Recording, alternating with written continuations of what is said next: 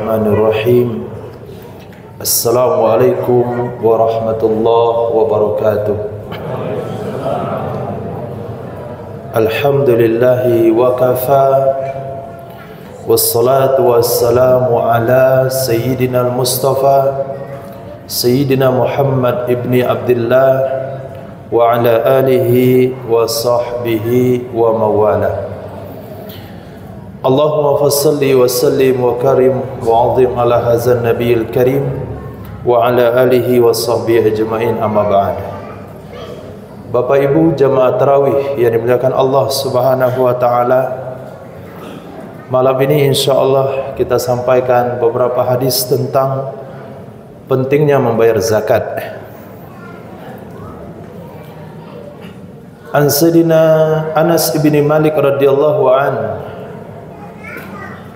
ja'a rajulun min Bani Tamim Rasulullah sallallahu alaihi wasallam faqala ya Rasulullah inni dhu malin kathir wa dhu ahlin wa waladin wa hadiratun fa akhbirni kaifa unfiku wa kaifa asna'u ila akhiril hadis. Hadis riwayat Imam Ahmad bin Hanbal. Kata Sayyidina Anas ibn Malik radhiyallahu an, salah seorang laki-laki dari Bani Tamim datang menjumpai baginda Nabi sallallahu alaihi wasallam seraya berkata, ya Rasulullah, ana dzu malin katsir, saya punya harta banyak, wa dzu ahlin, dan saya punya istri, wa waladin, saya punya anak, wa hadiratun, saya tinggal di tengah permukiman masyarakat, bukan orang Badui yang tinggal di pelosok, tapi tinggal di tengah-tengah pemukiman masyarakat. Fa akhbirni, tolong beritahukan kepadaku, kaifa unfiku, bagaimana aku mengelola harta aku tersebut, wa kaifa asna'u, bagaimana aku berbuat.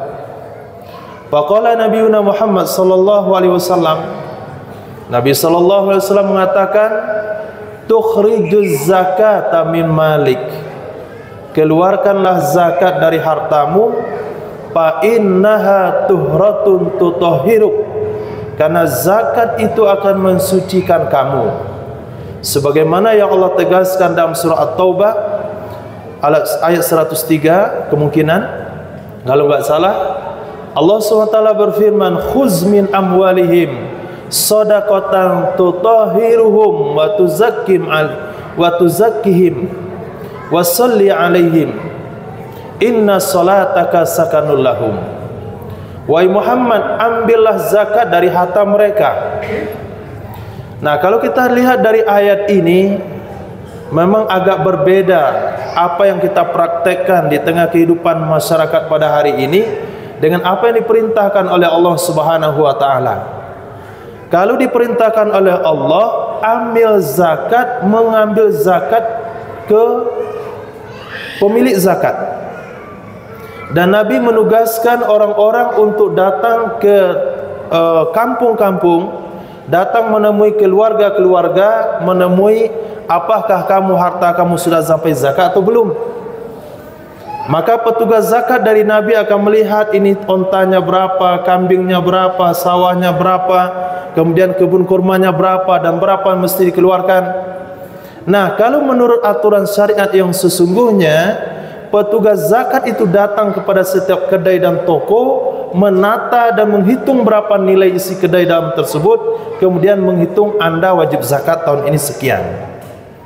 Itu aturan yang sesungguhnya. Tapi karena hal itu tidak mungkin kita lakukan di tempat kita, maka dimintalah kaum muslimin secara jujur dan terus terang menghitung harta masing-masing, lalu menyerahkan zakatnya.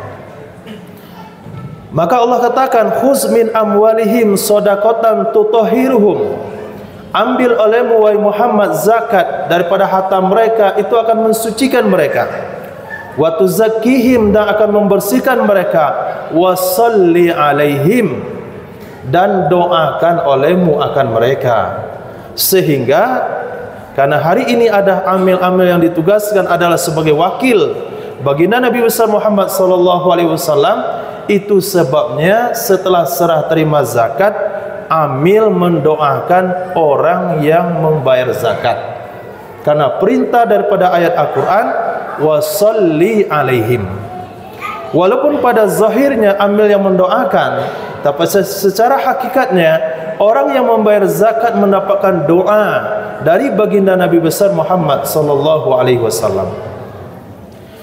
Kemudian pesan Nabi kepada sahabat tersebut, tasilu akriba'ak, sambunglah hubungan silaturahim dengan karib kerabatmu, wa ta'rifu, dan kamu mesti mengetahui haqqas sa'il, hak orang yang mengemis, wal jar, dan hak tetangga, wal miskin, dan hak orang miskin. Ini 3 jawaban yang diberikan oleh baginda Nabi besar Muhammad sallallahu alaihi wasallam kepada seseorang yang datang kepada Nabi bertanya bagaimana cara mengelola harta, yaitu bayarkan zakatnya, hubungkan silaturahim dengan harta yang punya dengan karib kerabat kita yang ada, berarti zakat lain babnya, kemudian hadiah ke kampung juga lain. Karena 2 konsep di situ. Bayarkan zakat dari hartamu, kemudian sambung hubungan silaturahim dengan karib kerabatmu. Jangan sampai zakat kita berikan sebagai penyambung hubungan karib kerabat. Harta kita di sini kita keluarkan zakat di kampung. Padahal perintah Nabi SAW adalah zakat itu khudhu min agniyaihim wa turaddu ala fuqaraihim. Zakat itu diambil dari orang-orang yang kaya di kampung tersebut dan dikembalikan kepada orang-orang miskin yang ada di kampung tersebut. Maka jumhur ulama mengatakan, di mana seseorang berusaha, di sana zakat wajib dikeluarkan. Lalu untuk karib kerabat di kampung, pesan yang kedua yang disampaikan oleh Nabi dalam hadis tersebut, tasilu akriba'ak, kamu sisihkan harta bukan dari zakat untuk menyambung silaturahim dengan karib kerabat. Setelah karib kerabat, jangan lupa memberi pengemis, orang miskin dan tetangga yang membutuhkan. Hadis riwayat Musnad, hadis terdapat dalam Musnad Imam Ahmad bin Hanbal. Bapak Ibu muliakan Allah Subhanahu wa taala, an Sayyidatina Aisyah radhiyallahu taala anha, qala nabiyuna Muhammad sallallahu alaihi wasallam, salasun ahlifu alaihinna. 3 hal aku bersumpah di atas 3 perkara tersebut. Ini bukan hadis tadi malam. Ini hadis yang mirip, hadis yang sama-sama 3 perkara, tapi dia perkara yang berbeda. Yang pertama adalah la yaj'alallahu man lahu sahmun fil Islam kaman la sahma lahu. Allah tidak memperlakukan orang-orang yang punya andil di dalam Islam sama dengan orang yang tidak punya andil. Allah tidak akan perlakukan secara sama, baik di dunia maupun di kubur, maupun di mahsyar, maupun di sirat, ataupun di akhirat kelak, di surga atau neraka Allah. Allah tidak akan memperlakukan sama antara orang-orang yang punya andil dalam Islam dengan orang-orang yang tidak punya andil. Fa ashumul Islam salas, maka andil dalam Islam itu minimal 3. As-salatu was-saumu waz-zakah. Pertama, kerjakan solat 5 waktu secara berjamaah. Yang kedua, puasa Ramadan, alhamdulillah kita telah lakukan. Yang ketiga, zakat harta dan zakat fitrah. Yang kedua, pesan baginda Nabi sallallahu alaihi wasallam, la yatawallallahu fid dunya summa yuwallihi ghairahu fil akhirah. Orang-orang yang Allah pelihara di dunia, orang-orang yang Allah lindungi di dunia, maka Allah tidak akan pernah serahkan orang itu kepada orang lain di akhirat kelak. Artinya orang yang telah dilindungi oleh Allah karena melakukan perintah-perintahnya di dunia ini, Allah akan turun tangan nanti di akhirat kelak melindungi orang tersebut. Yang ketiga, sumpah baginda Nabi sallallahu alaihi wasallam, wala man ahabba qauman illa ja'alallahu lahu ma'ahum. Allah tidak akan menjadikan seseorang yang mencintai satu kaum melainkan orang itu Allah gabungkan bersama kaum tersebut.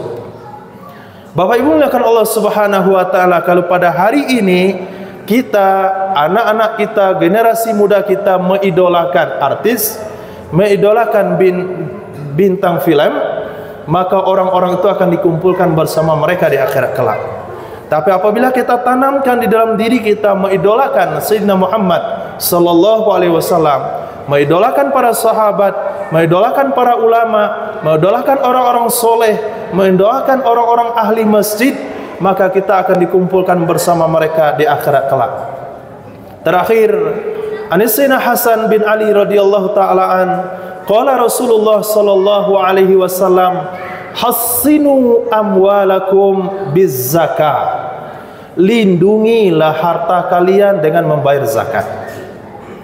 Peliharalah harta kalian dengan membayar zakat.